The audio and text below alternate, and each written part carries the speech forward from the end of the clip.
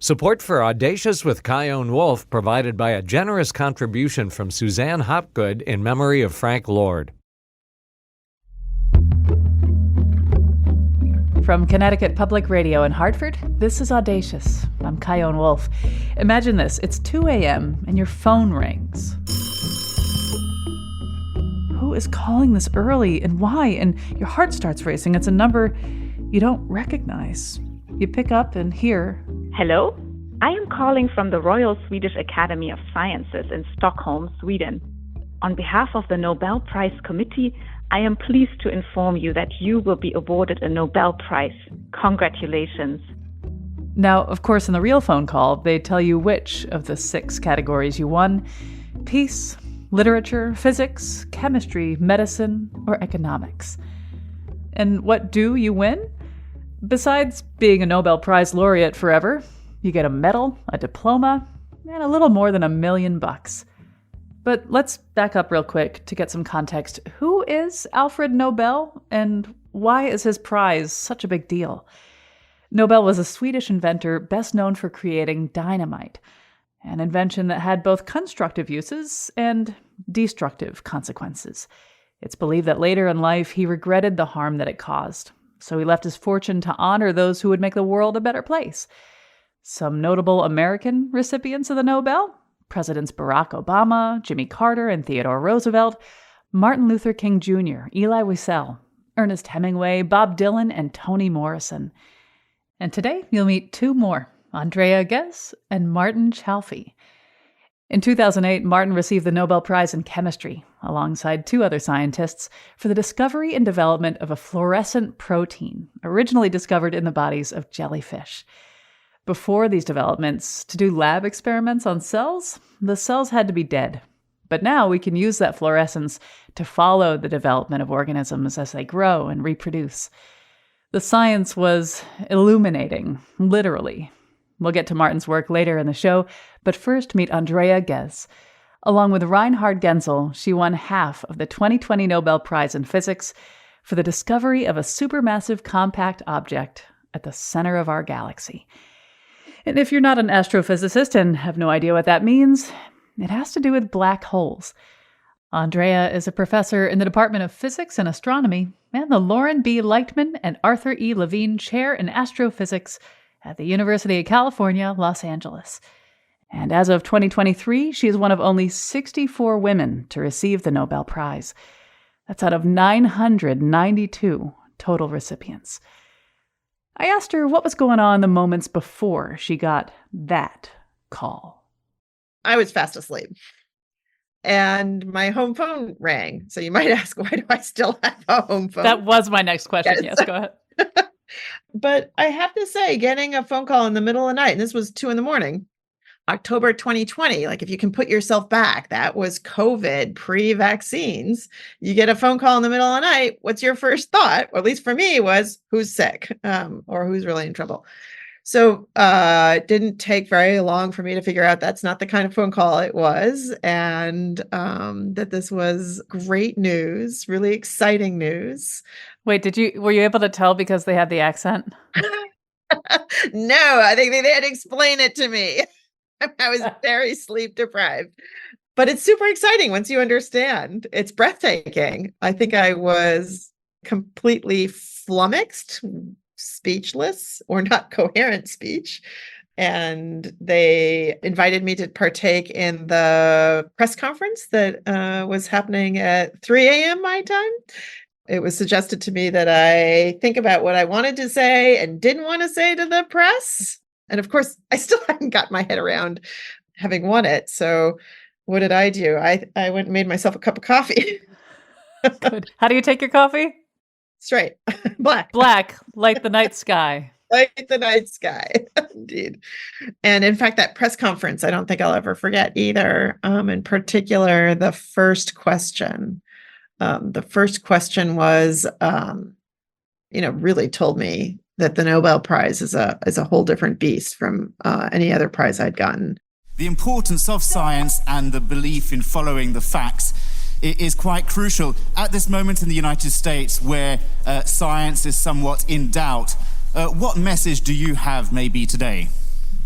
And I thought, oh my goodness, this is not a question about physics or astrophysics.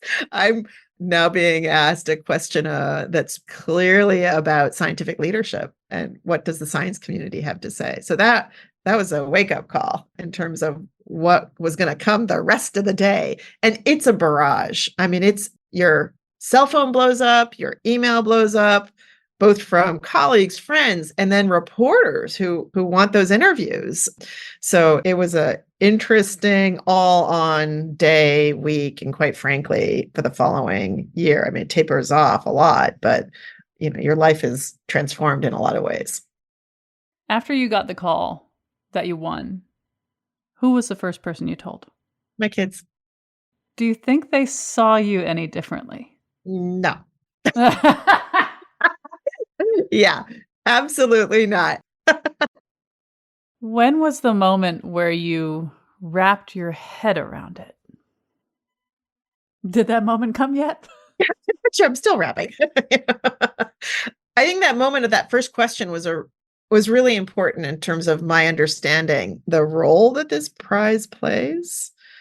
It wasn't quite wrapping my head around, but a wake-up call around this is actually quite different.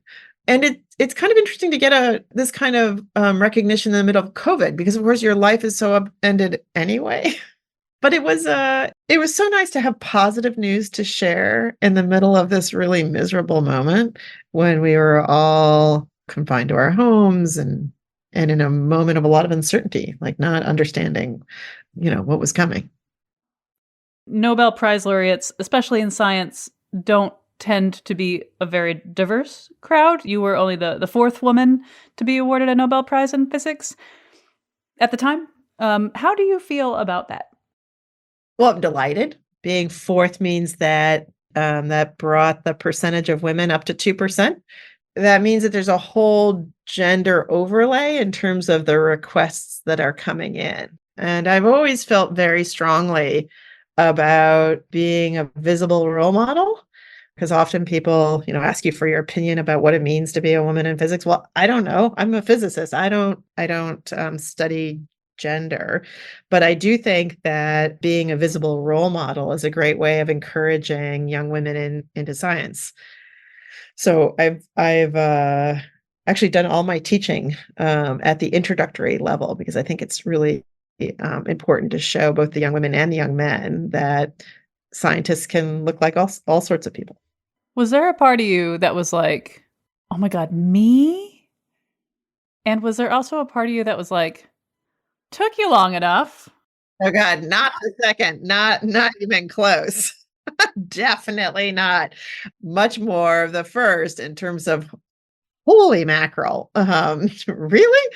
I mean, I was delighted. And you don't have much time to think. I mean, you really don't, because it's like this tidal wave that comes your way.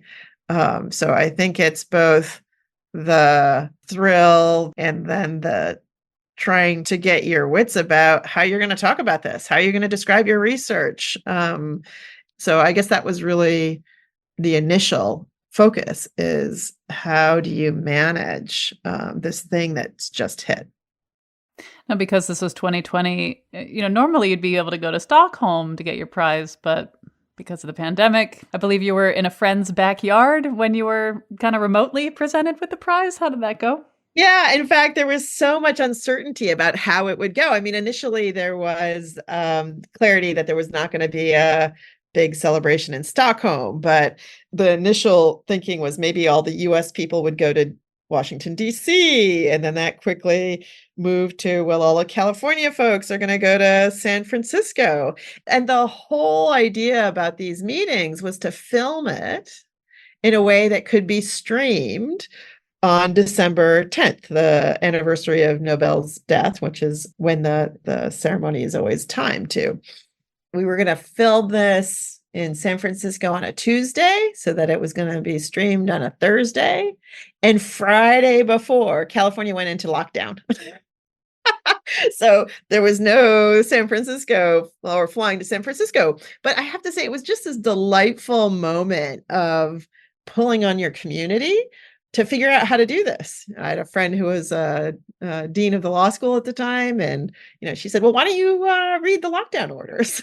And so we did, and there was an exception for filming, and I thought, well, this is we're filming, and Los Angeles is full of people who know how to get that done. So found a friend who was willing to help us pull a permit. So we even managed to do this above board. And actually, a couple who supports my research, their backyard, and they have a lovely backyard. So it just was just lovely all the way around. Now, for someone whose knowledge doesn't really go beyond high school physics, I feel like the understanding of what you accomplished is pretty straightforward. You won for the discovery of a supermassive compact object at the center of our galaxy, a black hole in the Milky Way's galactic center. I could use just a little bit of clarification here. A supermassive black hole in our galaxy seems like not a great thing.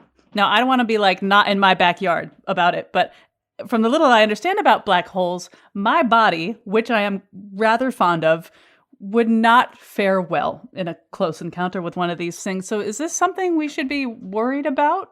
I would say we should be celebrating it in the sense that we have a laboratory for understanding supermassive black holes that's right in our backyard, or figuratively right in our backyard, but it's pretty far away. And it's so far away that there's no reason to have any concern about the black hole's bad effects or terrorists. I mean, black holes have really bad reputations. There's just fascinating things that happen near a black hole. But the one that always gets highlighted is the idea that if you were to fall in feet first, you would become stretched out. In fact, a process that we call spaghettification, which is very visual. Perfect word. You're torn apart. But you have to be really, really close. So what's so good about black holes? So black holes are fascinating because they really challenge our ideas of our description of the physical world. So we don't have the physics today to describe what a black hole is.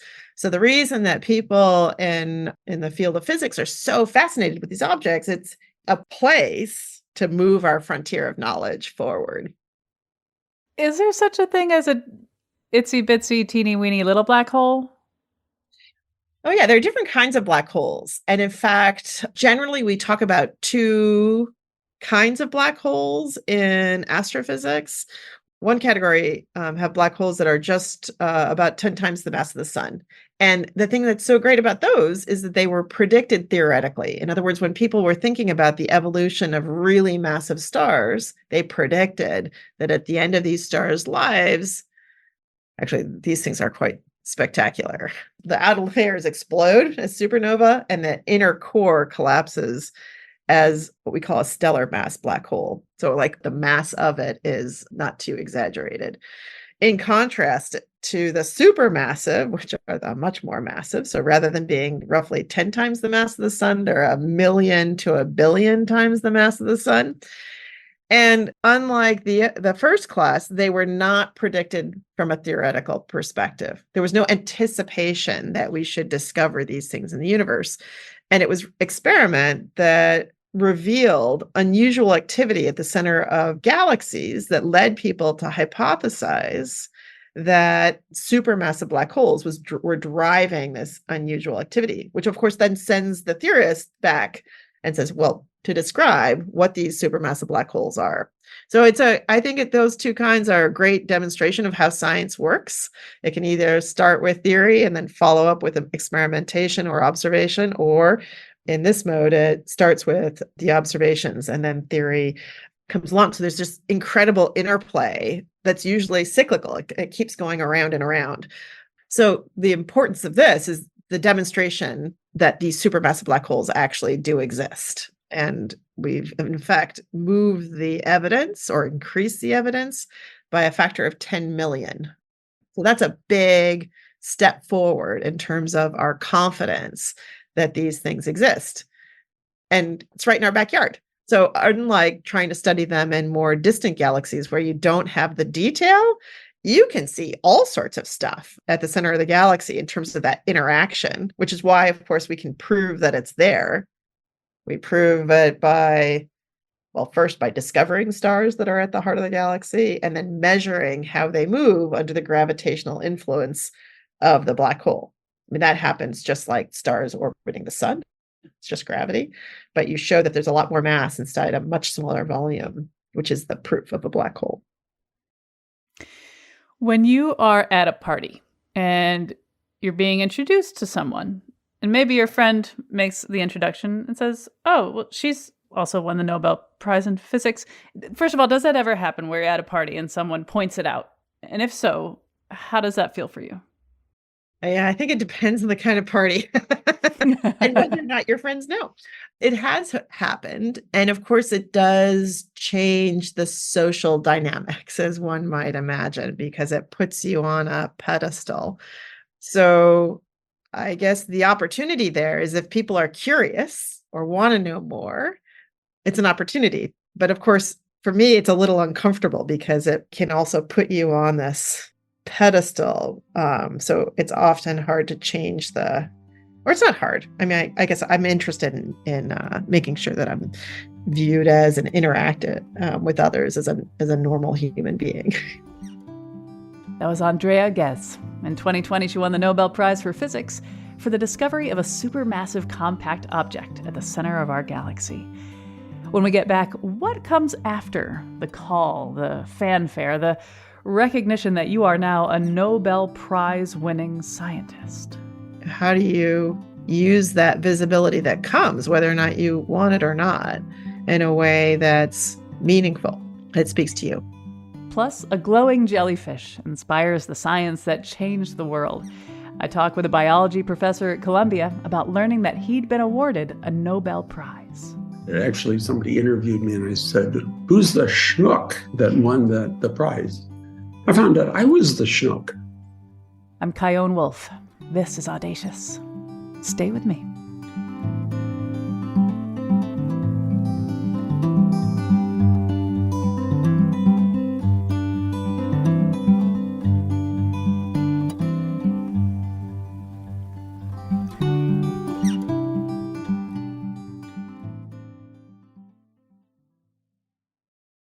This is Audacious. I'm Chion Wolf.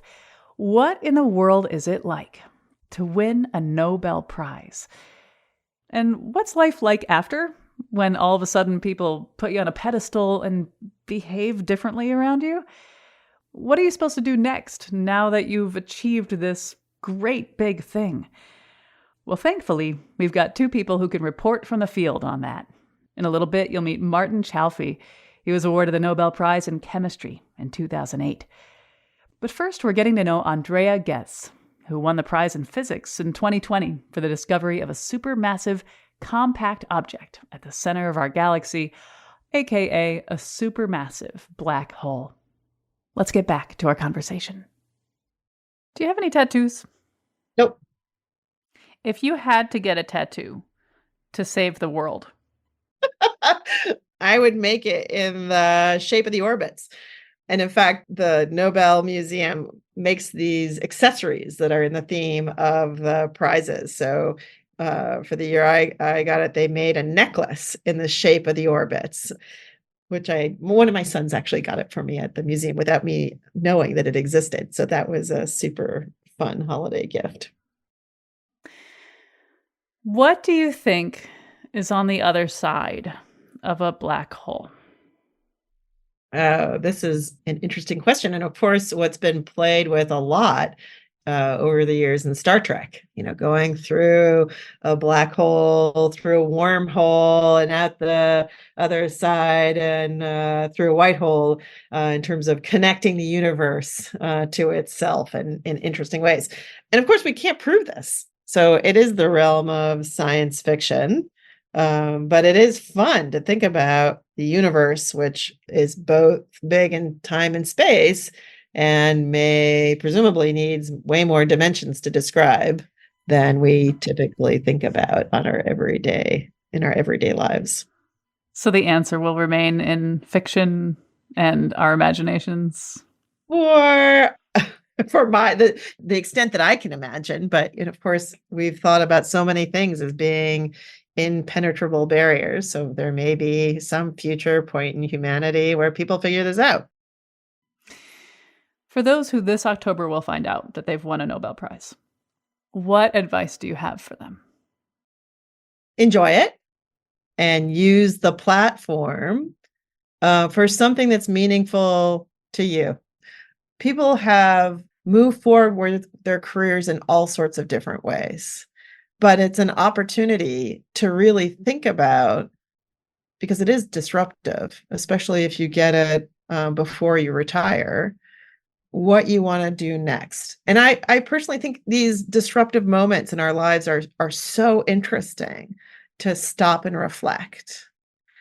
When you're a kid, you have these big transitions. You graduate from high school, you graduate from college, and you really think about your next step.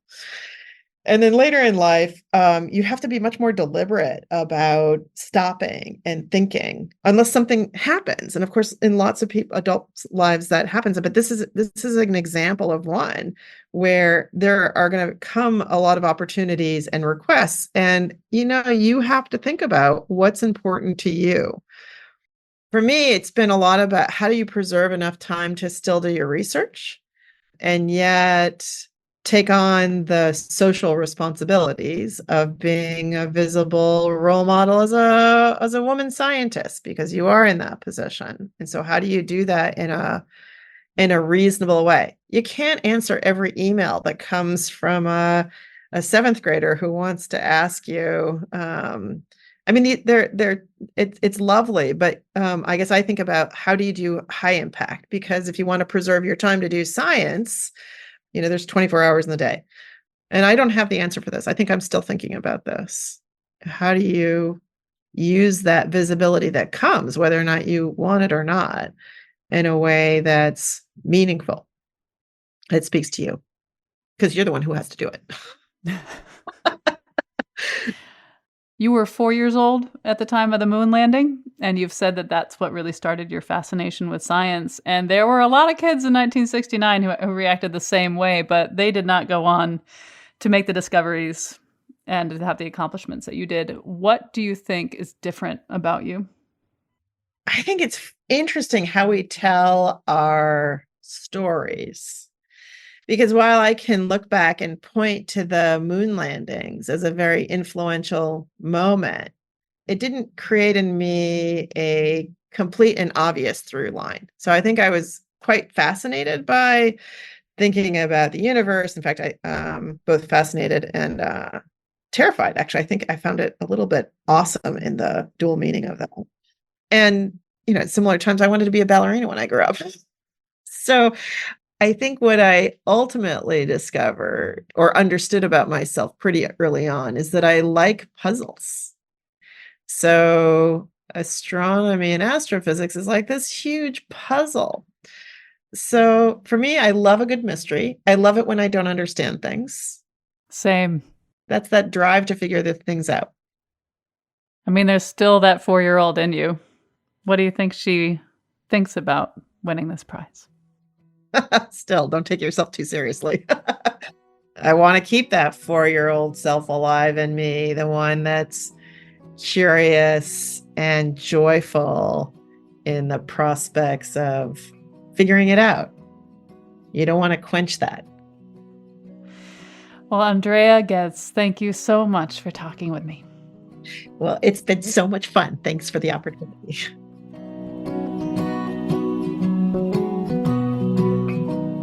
You could say that Martin Chalfie lit up when he found out he won the Nobel Prize in Chemistry in 2008.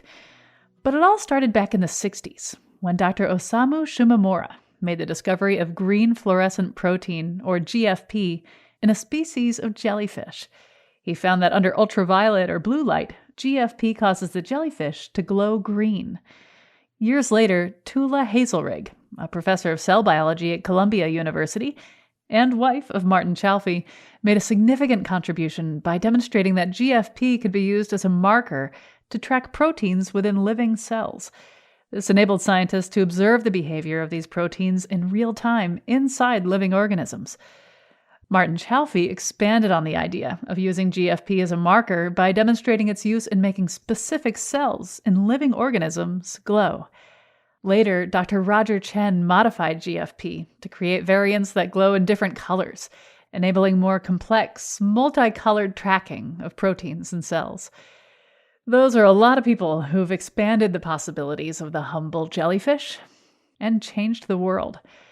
So, when we recorded this conversation back in June of 2023, I had to know what it was like for Martin Chalfie to hear the phone ringing at some ungodly hour, pick it up, and hear that he won. I missed the phone call. I'd slept through the whole thing. I wake up at around 6:30 in the morning and I realized, they must have announced who won the chemistry prize. I wonder who was the person who did it. Actually, somebody interviewed me and I said, who's the schnook that won the prize?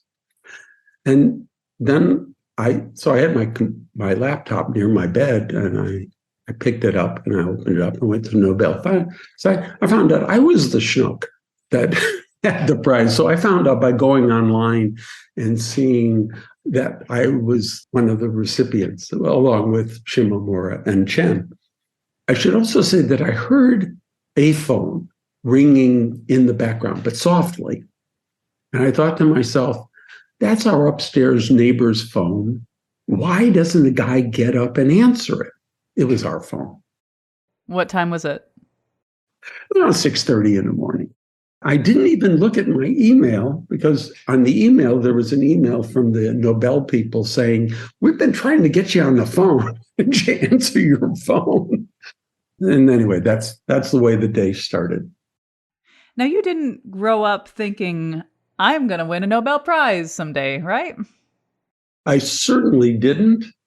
But what I've come to learn about the Nobel, which I think is the realization came to me a little later than maybe it should have. And that is, it does not go to the best, smartest scientist. It does not go, it's not a career development award or a recognition of a career in science. It's really given to the science that changed the way we do science. So there's a surprising number of Nobel laureates, if you read their biographies that are all on the Nobel site, where they say, I was doing this, and suddenly I noticed this, or this strange result happened. There was no plan to it, but they recognized it. Even Shimomura's discovery of GFP is a great example of this. These discoveries come sometimes when you least expect it.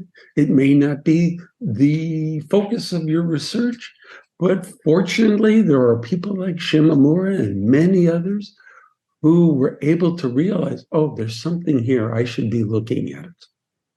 And with the work that I was part of and the work that Roger Chen was part of in making it an even more useful molecule, I think altogether, thousands of people have tried this, used that in their research, and it's helped their research. And I think it was that impact, that ability to change things, that fortunately the people in Sweden thinking about the chemistry prize decided to give it to the molecule. And that was wonderful. Glad to go along for the ride. How did your wife react? We were very happy. There was a lot of jumping around that day and sort of general happiness. And the actual ceremony itself is quite wonderful. I have to say, it's very organized.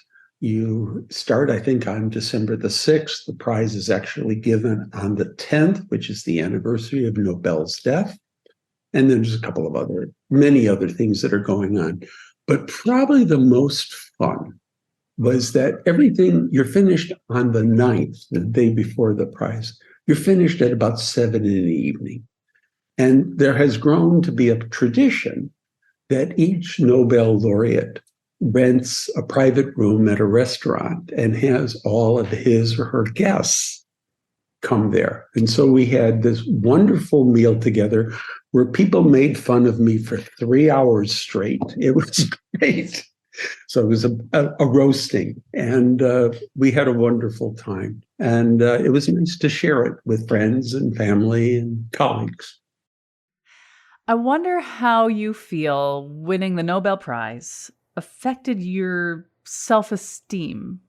Like, did winning it elevate your own spirit? Did it feel validating or something else? Not in that sense. I didn't say, okay, now I'm worth it. That was not what happened. The Nobel had several consequences that I'm very grateful for. People now ask me to do interviews like this, and I've been given opportunities that I would not have had prior to the prize. Like what? I'm a member of both the National Academy of Sciences and the National Academy of Medicine in the United States.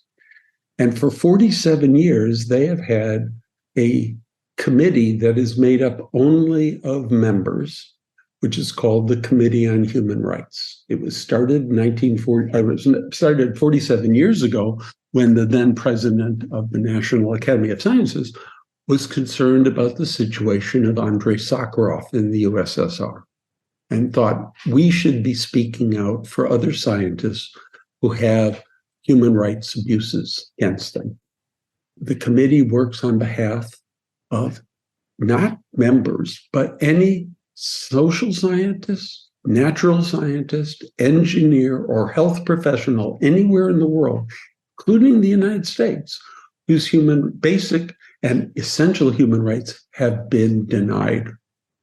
At the moment, we're working on behalf of 112 colleagues all over the world that have had serious abuses against them, sometimes for their work, sometimes because they've spoken out about injustice and then been arrested, sometimes worse.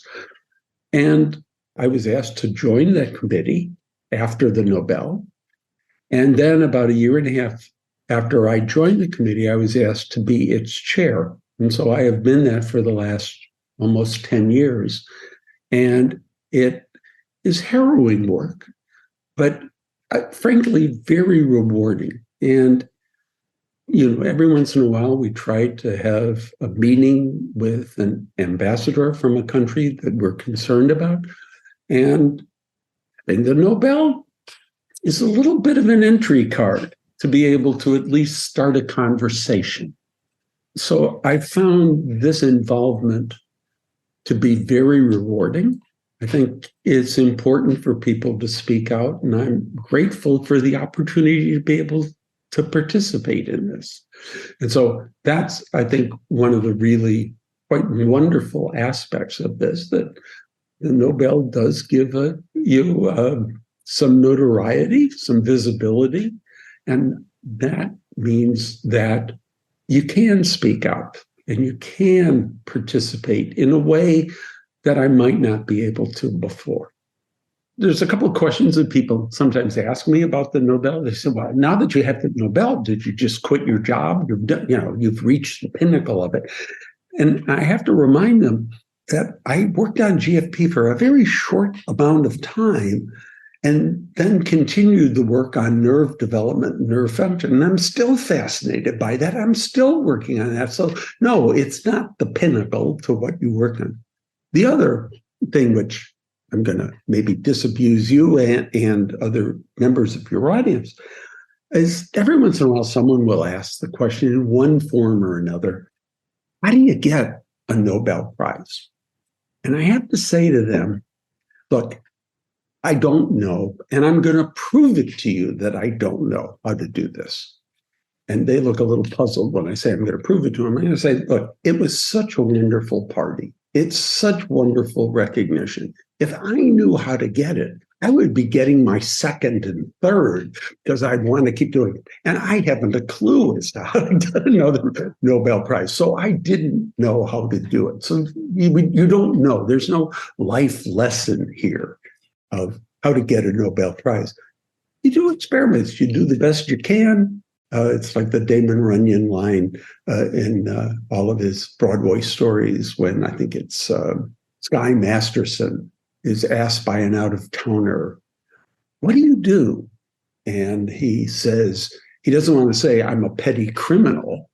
That's what I do. I have a crap game that I'm involved in.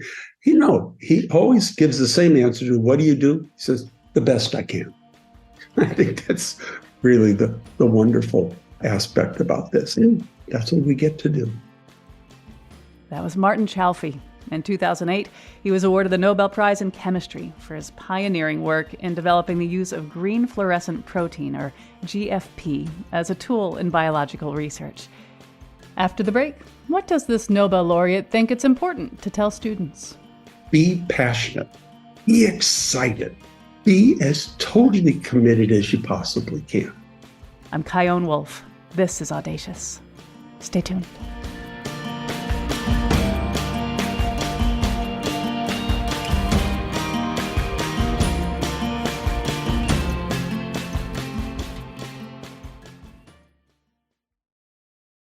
This is Audacious. I'm Chion Wolf. Imagine hearing this, and it's addressed to you. On behalf of the Royal Swedish Academy of Sciences, I wish to convey to you our warmest congratulations, and I now ask you to step forward to receive the Nobel Prize in Chemistry from the hands of His Majesty the King.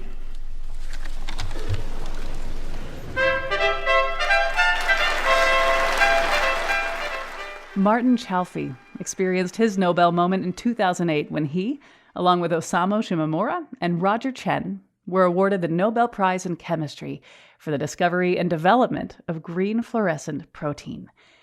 Before this breakthrough, scientists struggled to observe what was happening inside living cells without killing them. But with GFP, they can now study cells in real time while they're alive. This leads to tons of new insights into how cells function, how diseases progress, and how treatments affect them. Martin and I have been talking about what it feels like to receive a Nobel Prize, something that fewer than 1,000 people have experienced since the prize's inception in 1901. Let's get back to our conversation. Is there anything, and I mean anything at all, about winning a Nobel Prize that sucks? I think it's learning about one's own naivete. It's not frequently, but every once in a while, someone will invite you to something, and it turns out it's not exactly on the up and up. It's not exactly looking after students, maybe a for-profit way. And that's happened, now it's been almost 15 years since my Nobel Prize. I think 2 times in that time, there have been people that have wanted to use the Nobel for purposes that I really didn't feel were appropriate, maybe 3 times out of all this. And you have to be a little bit careful. You have to be a little bit wary. So that's the one thing that was it's the real world. It's something to realize is really part of all of this, is that sometimes people do want to take advantage, but by and large, it has been really wonderful.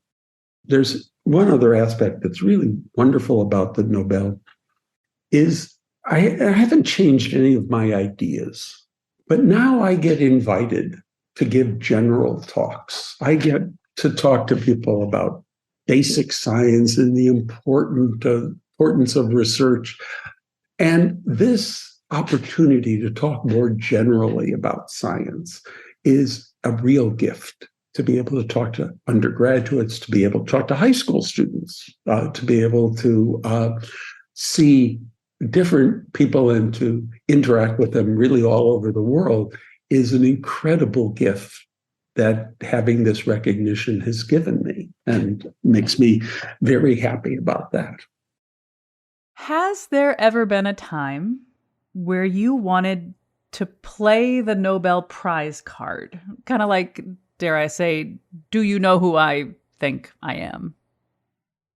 When I was an undergraduate, I was reading a paper by a faculty member that had just won the Nobel Prize, and it was his Nobel Prize speech. And I liked that. I was reading it with someone else, and they had said, well, what did you think about the paper?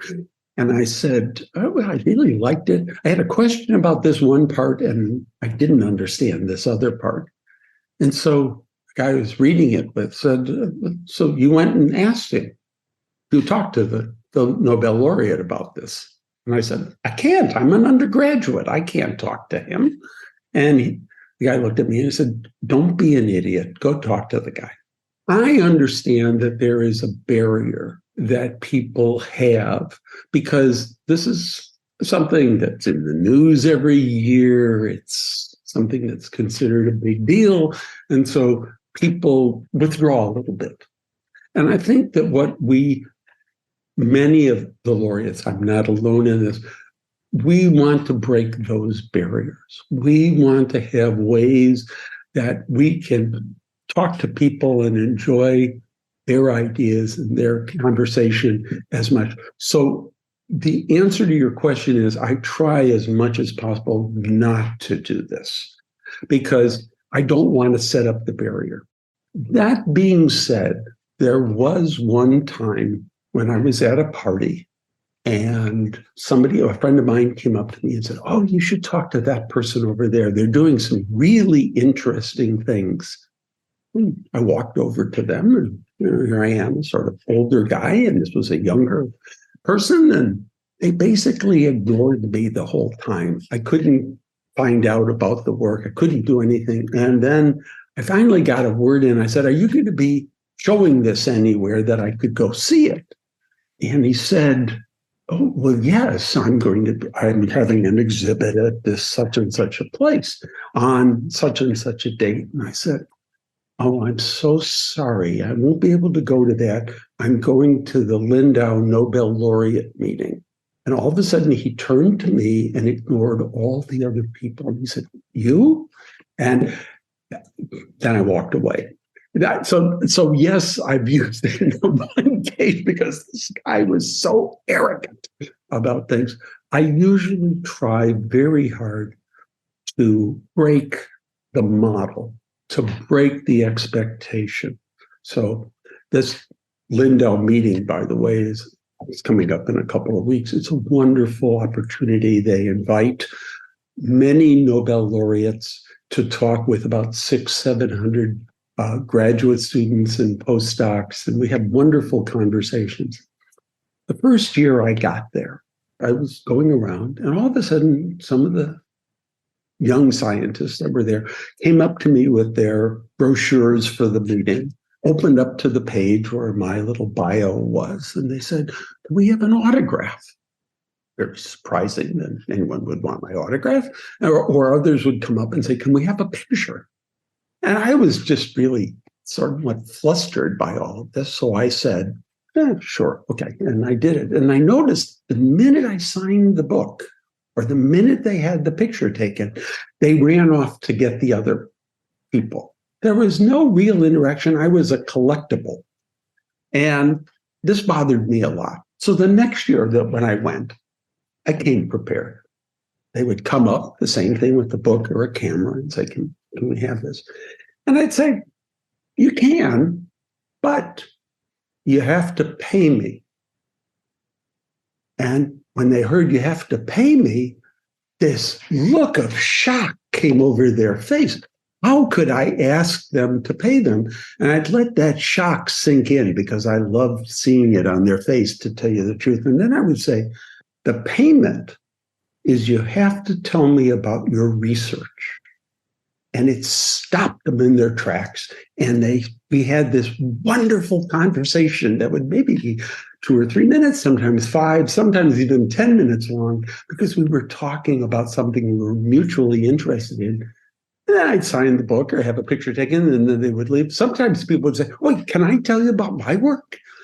And it became more meaningful for both of us. And so that's what I mean by sort of trying to break the mold, say something a little outrageous to stop them, and then really get a chance to talk to them and to interact, which I think is the whole point. And so, yes, sometimes I've used the Nobel in strange ways. I wonder how you relate to being identified with winning a Nobel Prize.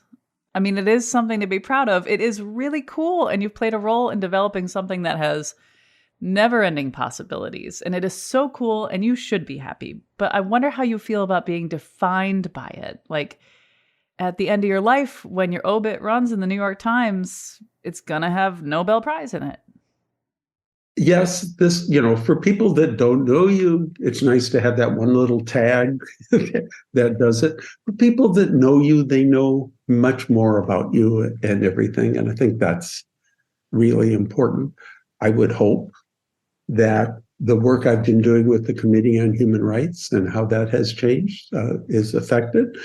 I've been here at Columbia now 41 years.